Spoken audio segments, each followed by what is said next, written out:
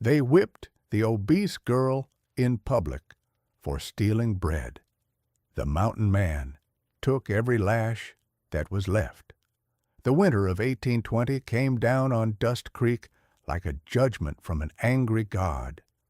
Snow piled up against the wooden storefronts, and the wind howled through the narrow streets with a voice that sounded almost human in its fury. It was the kind of cold that crept into your bones and stayed there, the kind that made even the strongest men huddle close to their fires and pray for spring. Martha Henderson sat by her mother's bedside in their small, dilapidated cabin on the edge of town, listening to the old woman's labored breathing. Each exhale was a rattle, each inhale a struggle.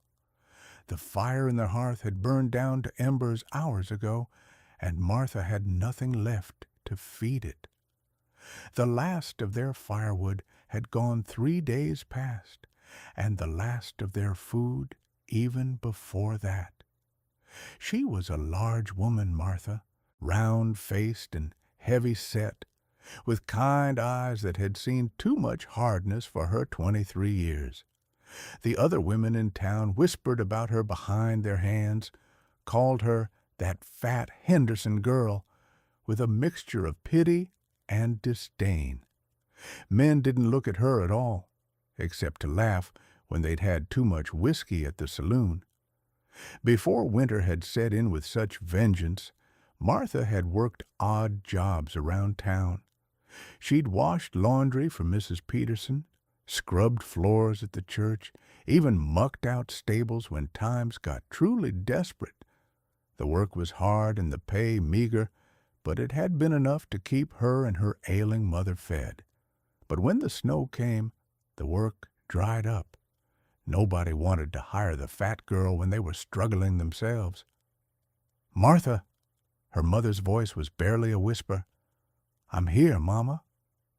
Martha took her mother's thin hand in her own.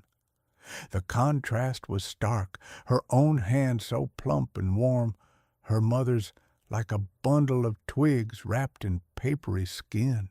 "I'm so cold, child." "I know, Mama. I'll get you warm, I promise." But it was a promise Martha didn't know how to keep. She'd already sold everything they owned of any value. The quilts her grandmother had made, gone. Her father's pocket watch, gone.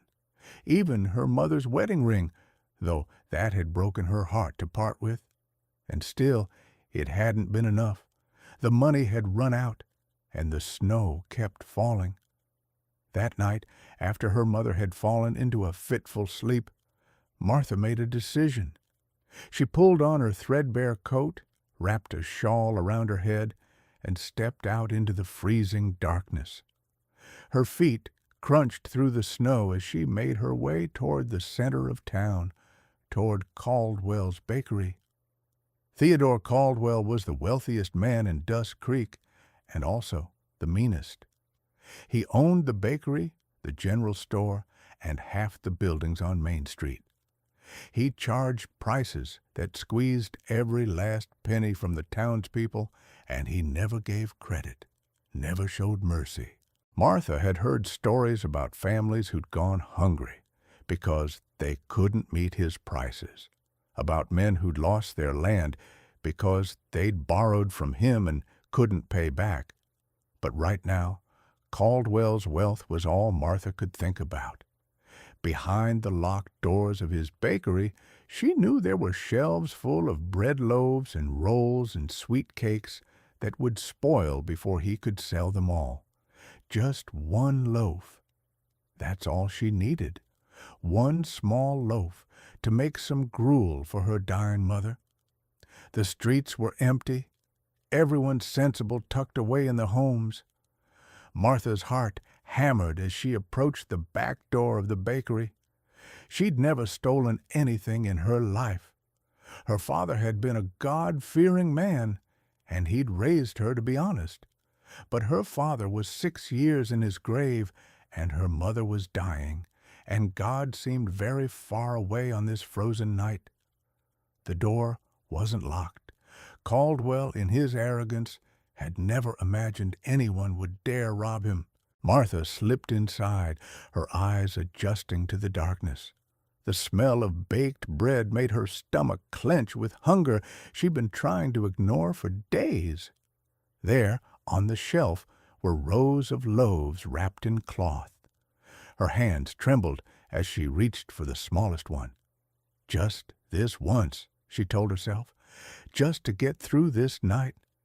Tomorrow, she'd figure something else out. Tomorrow, she'd find a way to make it right.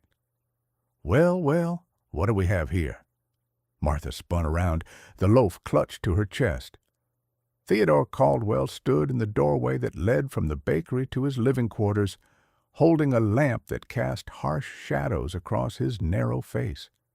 He was a tall man, thin as a rail, with eyes like chips of flint.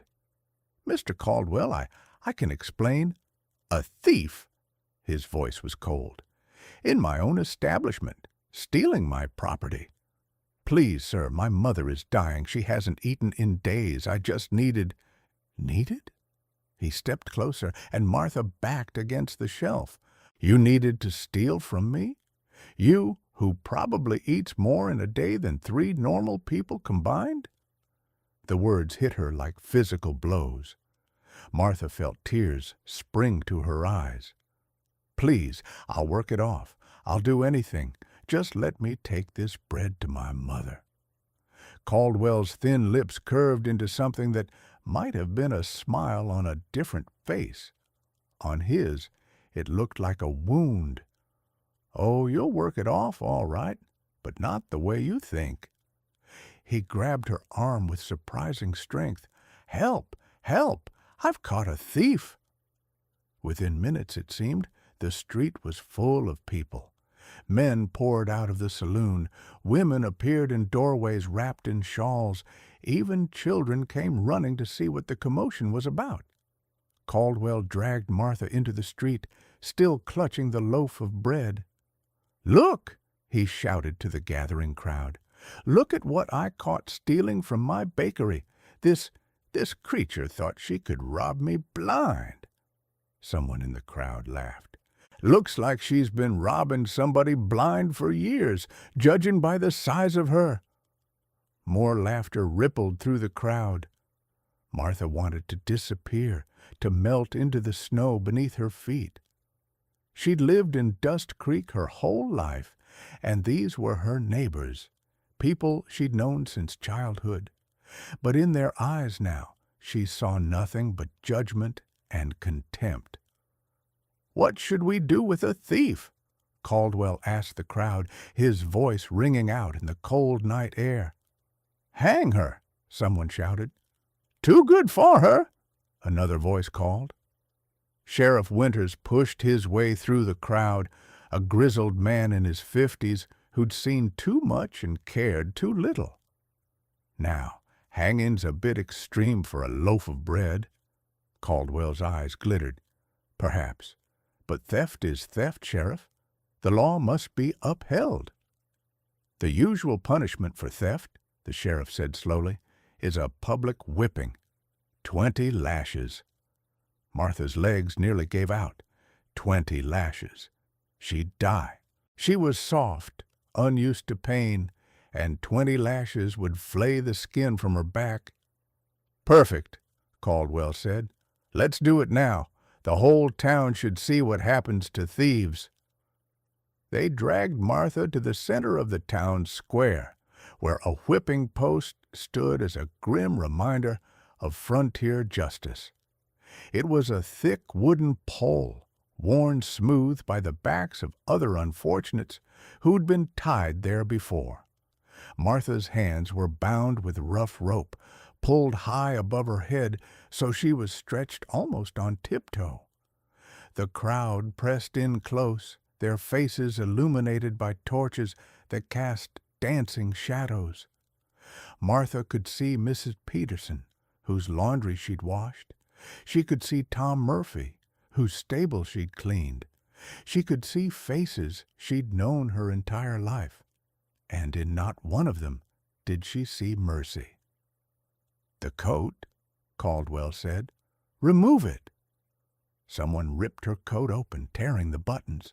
The cold bit into her skin immediately. Through her thin dress, she knew the whip would cut deep.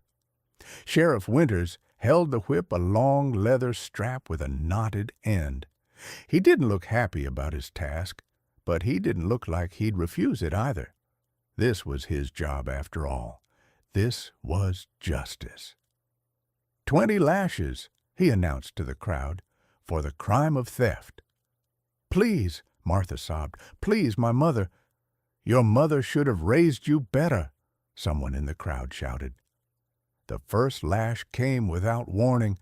The crack of leather on fabric on flesh echoed through the square. Pain exploded across Martha's back, white-hot and shocking. She screamed. The crowd cheered. The second lash fell, then the third. Martha lost count after 5, lost everything except the pain that consumed her world. Blood soaked through the back of her dress. Her voice went hoarse from screaming. In the crowd she could hear people laughing, joking, making wagers on whether she'd faint before the 20 lashes were done. This was her town. These were her people, and they were enjoying her suffering. The 10th lash fell, and Martha's scream died to a whimper.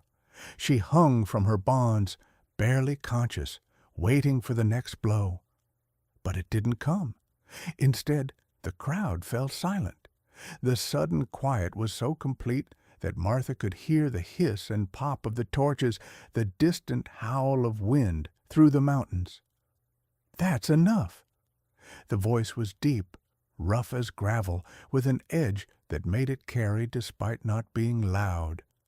Martha forced her eyes open, turned her head as much as her bonds allowed. A man was walking through the crowd, which parted before him like water before a ship's bow. He was tall, taller than any man Martha had ever seen, and broad-shouldered, dressed in buckskin and fur. His face was weathered and bearded, his eyes the color of storm clouds. He moved with the easy confidence of a predator, and even in her pain, Martha recognized him. Elias Boone, the mountain man. Everyone in Dust Creek knew of Elias Boone, though few had ever seen him. He lived somewhere up in the mountains, came to town maybe twice a year to trade furs and buy supplies.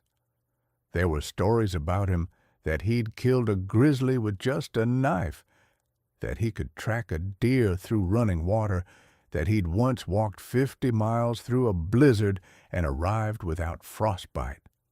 Stories that men told late at night over whiskey, half admiring, half afraid. "This doesn't concern you, Boone," Caldwell said, but Martha could hear the uncertainty in his voice. Elias stopped in front of the whipping post, looked at Martha's torn and bloody back, then turned to face Caldwell and the crowd. "She stole a loaf of bread." "She stole from me," Caldwell said. "From my property." "The law, Elias interrupted, his voice cutting through Caldwell's words like an axe through kindling, "should have some sense behind it.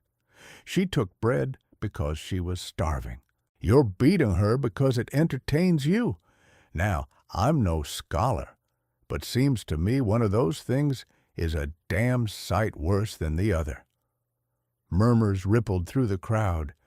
Sheriff Winters shifted uncomfortably, the whip hanging loose in his hand.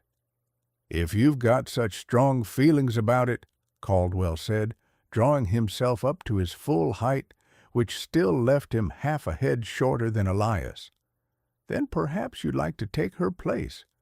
10 lashes remain. Are you willing to take them for her?"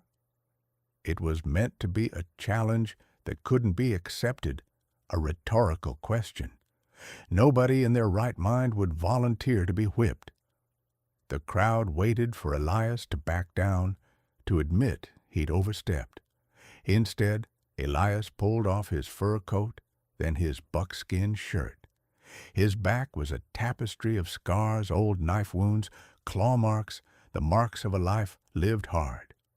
He turned and walked to the whipping post. "Cut her down," he said. The crowd erupted in shocked whispers. Caldwell's face went white, then red. "You can't be serious." "Cut her down," Elias repeated, "and tie me up. I'll take the rest, but you do it now or not at all. Those are the terms." For a long moment, nobody moved. Then Sheriff Winters stepped forward and began untying Martha's bonds. She collapsed immediately, unable to stand. Two women from the crowd, to their credit, came forward to support her, to lead her away from the post. As they passed Elias, Martha looked up at him through eyes swollen with tears. "Why?" she whispered. He looked down at her, and for just a moment his stern expression softened. "Because somebody should," he said simply. Then he turned back to the post, raised his arms, and allowed the sheriff to bind his wrists. The crowd was silent now. The entertainment value of the spectacle transformed into something else, something uncomfortable that made people shift their weight and avoid each other's eyes. This wasn't some fat girl getting what she deserved for stealing. This was Elias Boone, legend of the mountains, offering his back for a stranger. "Well," Elias's voice rang out, "you wanted justice, Caldwell. Here I stand. 10 lashes remain." Caldwell's face was twisted with fury. He'd been made to look small, cruel, and petty, which, to be fair, he was. But no man likes to see his true nature reflected back at him in front of the whole town. "Sheriff," he said through gritted teeth, "carry out the punishment." Sheriff Winters looked at the whip in his hand as if he'd never seen it before. "Mr. Boone, you don't have to—" "I know what I have to do." Elias's voice was calm. "Just get on with it." The first lash fell. Unlike Martha, Elias didn't scream. His back muscles tensed. The leather cut a line across old scars, but he made no sound. The silence was somehow worse than screaming would have been. The second lash, a grunt quickly suppressed. Blood began to run down his back. Standing at the edge of the crowd, supported by the two women, Martha watched with tears streaming down her face. Nobody had ever stood up for her. Her whole life she'd been mocked, dismissed, treated as less than human because of her size. And here was this man, this stranger, taking a whipping for her. The third lash, the fourth, the fifth. With each strike, the crowd seemed to shrink into itself. People who'd been laughing and jeering minutes before now looked sick. A few had already slipped away, unable to watch. This wasn't entertainment anymore. This was witness to something that made them all complicit. "Stop this," someone in the crowd said. It was Tom Murphy, the stable owner. "This ain't right." "The law is the law," Caldwell said, but his voice lacked conviction now. The sixth lash, the seventh. "He's proved his point," another voice called out. "Let him go." 9 lashes left, Caldwell insisted. The sentence was 20. Let it be carried out. The 8th lash. Elias's knees buckled slightly, but he caught himself, forced himself upright. Martha could see his hands, tied above his head, clenched into fists so tight his knuckles were white. The 9th lash. Sheriff Winters lowered the whip. "That's enough. I won't do more." "You'll do your duty." Caldwell's voice was shrill now, desperate. "My duty," the sheriff said slowly, "is to uphold the law. But the law should serve justice, not cruelty. This man has made his point. So have you, Caldwell, and right now I'm thinking your point is the worse one." A murmur of agreement rippled through what remained of the crowd. Caldwell looked around, seeing his authority crumbling, and his face contorted with rage. "Fine, fine, let him go, let them both go, but mark my words." He pointed at Martha, at Elias. "You're not welcome in this town, either of you. You hear me? Not welcome." Nobody moved to untie Elias. They all seemed frozen, ashamed now of what they'd witnessed, what they'd participated in. Finally, Martha pulled away from the women supporting her, stumbled forward on unsteady legs. Her own back was on fire, her dress soaked with blood, but she reached up and began working at the knots binding Elias's wrists. Her fingers were clumsy, made worse by pain and cold, but eventually the ropes came loose. Elias lowered his arms slowly, rolling his shoulders. When he turned around, Martha could see his face clearly for the first time. He wasn't young. There was gray in his beard, lines around his eyes, but there was a strength in those eyes that made her feel, for the first time in weeks, that everything might somehow be all right. "Can you walk?" he asked. She nodded, not trusting her voice. "Then let's get you home. Your mother needs you." The walk back to Martha's cabin should have been short, but with both of them injured, it took nearly an hour. Elias supported Martha when her legs threatened to give out, and she steadied him when blood loss made him sway. The snow had started falling again, covering their bloody footprints almost as soon as they made them. When they finally reached the cabin, Martha's mother was sitting up in bed, her thin face filled with worry. "Martha, oh, my child, what happened to you?" "It's all right, Mama. I'm all right." But her mother's eyes had moved past her to Elias, who'd stopped in the doorway. "Who's this?"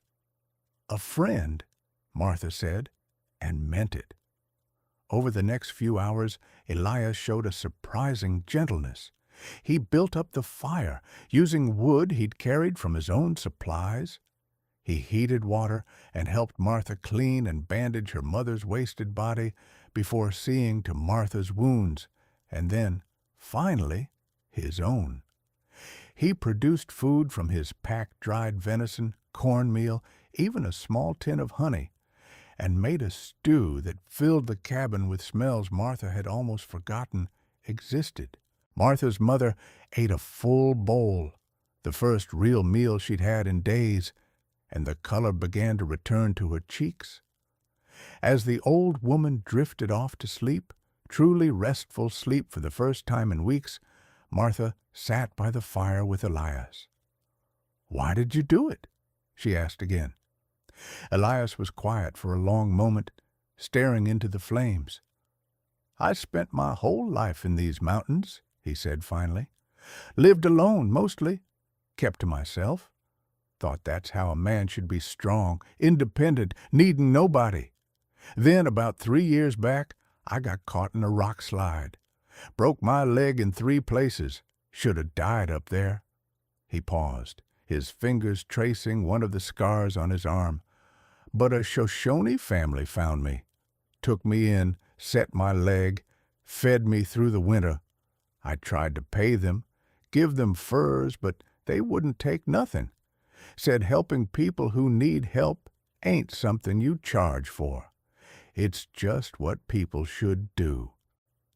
He looked at Martha then, his eyes reflecting the firelight. "I didn't see a fat girl stealing bread tonight. I saw someone so desperate to save her dying mother that she risked everything. I saw someone who needed help. And I saw a whole town that had forgotten what it means to be human." Martha felt tears sliding down her cheeks again, but they were different tears now. "I don't know how to thank you." "Don't need thanks. Just get better, take care of your mama, and maybe—" He hesitated. "Maybe remember that you're worth standing up for. Don't let people like Caldwell tell you otherwise." That night, Elias slept on the floor by the fire, insisting Martha take the other bed in the cabin's single room. She lay awake for a long time, listening to her mother's peaceful breathing, to the crackle of the fire, to the wind outside that no longer sounded quite so threatening. For the first time in months, Martha dared to hope. Elias stayed through that night and into the next day, but when Martha woke on the second morning, he was gone. In his place, he'd left a pile of firewood, several days' worth of food, and a note written in surprisingly neat handwriting. Your mother needs you here, but when she's stronger, if you want a different life, my cabin is 2 days north up the river. Follow the blazed trees. You're always welcome. Over the following weeks, Martha's mother grew stronger. The food and warmth Elias had provided gave her body what it needed to begin healing. She'd never be fully well. The illness had taken too much of a toll, but she could sit up, could eat on her own, could even walk around the cabin a bit. Martha didn't return to town. After what had happened, she couldn't bear to face those people, to see their faces and remember how they'd laughed at her pain. Instead, she foraged in the woods, caught fish in the creek when the ice melted, made do with what she had. But every day she thought about Elias's note, about the offer it represented. It was her mother who finally brought it up 3 weeks after that terrible night. You should go to him, she said. Mama, I can't leave you. Child, I'm not dead yet, but I'm not long for this world either. We both know it, and I don't want to spend my last days watching you waste away taking care of me. That man stood up for you, took a whipping for you. That's not nothing. I know, but nothing. I've watched you your whole life, Martha. Watched people treat you like you don't matter because of how you look. That man, he looked at you and saw someone worth saving. You think that's common? You think that comes along every day? Martha was quiet, staring out the cabin's small window at the mountains in the distance. Go, her mother said softly. Find out what kind of life you could have.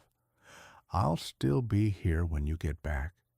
And if you decide to stay with him, well, then you can come get me, and we'll all live up there together. 2 days later, with her mother as comfortable as she could make her, Martha set out following the blazed trees. It was early March now, and the snow was beginning to melt, creating rivers of cold water that soaked her shoes. She walked steadily northward, following the marks Elias had cut into the trees, subtle notches that anyone who didn't know to look for them would miss entirely. She found his cabin on the afternoon of the second day. It was larger than she'd expected, built solidly of logs and chinked tight against the weather. Smoke rose from the chimney, and she could see animal pelts stretched on frames outside, drying in the weak spring sun. She knocked, her heart hammering. Elias opened the door, and his weathered face broke into a smile that transformed it entirely. You came. I came. He stepped back to let her in, and Martha entered a world she'd never imagined. The cabin was clean and well organized, with a bed in one corner, a table and chairs, shelves lined with books, actual books, more than Martha had ever seen outside the church. A cooking pot hung over a fire, and the smell of venison stew filled the air. I was hoping you'd come, Elias said, but I wasn't sure you would. I wasn't sure either, Martha admitted. My mother, she told me to. Said I should find out what kind of life I could have here. And what kind of life do you think that could be? Martha looked around the cabin at this man who'd taken a whipping for her, who'd left her food and firewood without asking for anything in return. I think, she said slowly, it could be a good one. That first visit lasted only 3 days before Martha returned to check on her mother, but she came back a week later, and the week after that, and soon her visits became a pattern, a rhythm. Each time she arrived, Elias's face would light up. Each time she left, it grew a little harder. Elias taught her to trap, to track, to read the signs of the forest. He showed her which plants were edible, which ones had medicinal properties. He taught her to shoot, patiently correcting her stance until she could hit a target at 50 paces. And in return, Martha brought something Elias hadn't known he'd been missing: companionship, laughter, a reason to care about something beyond mere survival. They talked during those long spring evenings, sharing their stories. Elias told her about his life before the mountains, about the farm back east where he'd grown up, about the wife and child he'd lost to fever 20 years ago, and the grief that had driven him into the wilderness. Martha told him about her father, about the loneliness of being different, about the small cruelties that had marked her life in Dust Creek. "You're not different," Elias said one night as they sat by the fire. "Or maybe you are, but not in the way they thought. You're kind in a world that mistakes kindness for weakness. You're gentle in a place that values hardness. Those aren't flaws, Martha. They're strengths." Summer came, and with it, a decision. Martha's mother was stable, stronger than she'd been in years, but she needed care. Elias and Martha rode down to Dust Creek together, avoiding the town center, and brought the old woman back to the cabin. It took her the entire journey to get there, riding in a cart Elias had rigged. But when she finally arrived and saw the cabin in its mountain setting, she smiled. "This is where you belong," she told Martha. "Both of you." Living together, the three of them created its own rhythms. Elias hunted and trapped. Martha tended a garden she'd planted, preserved food for winter, cared for her mother, and slowly, so slowly that neither of them quite noticed it happening, the relationship between Martha and Elias shifted from friendship into something deeper. It was Martha's mother who noticed first, of course. "That man loves you," she told Martha one day while Elias was out checking his trap lines. "Mama, don't mama me. I've got eyes. And you love him too, though you're too stubborn to admit it." Why would he? Martha struggled for words. "Look at me, Mama. I am looking at you. I see a woman who's learned to track deer, who can shoot straight, who works from sunup to sundown. I see a woman who's strong and capable, and who looks at that man like he hung the moon. More importantly, I see a man who looks at you the exact same way." That night, after her mother had gone to bed, Martha and Elias sat outside under the stars. The summer air was warm, filled with the sound of crickets and the distant call of an owl. "Martha," Elias said quietly, "I need to tell you something." Her heart began to race. "All right. When I brought you up here, I told myself it was just to help you get away from that town, to give you a fresh start. But that wasn't the whole truth." He turned to look at her, his eyes serious. "Truth is, from the moment I saw you tied to that post, saw how scared you were, but how brave, not crying out for mercy, not cursing them, just enduring, I knew you were someone special. And these past months, getting to know you, watching you learn and grow and smile.